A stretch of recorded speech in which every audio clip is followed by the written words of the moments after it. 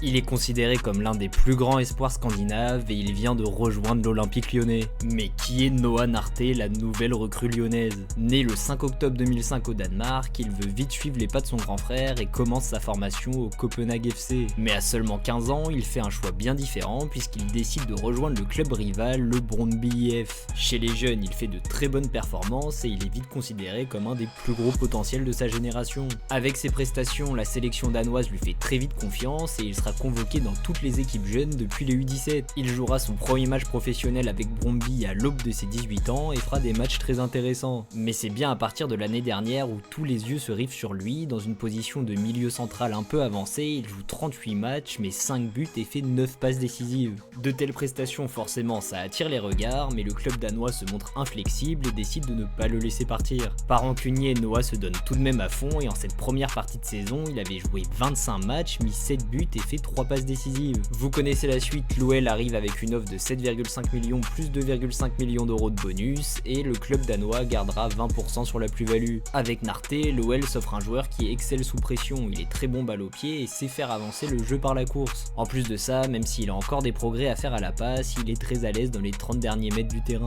En revanche, je n'ai qu'une seule peur pour lui, c'est que son physique ne s'adapte pas à la Ligue 1 car il est encore très frêle. Mais pour cet aspect, son frère qui est son agent ainsi que joueur professionnel à Stuttgart saura sûrement très bien l'aiguiller. En tout cas, dites-nous dans les commentaires si vous pensez que Narté va réussir à s'imposer en Ligue 1, mais une chose est sûre, c'est que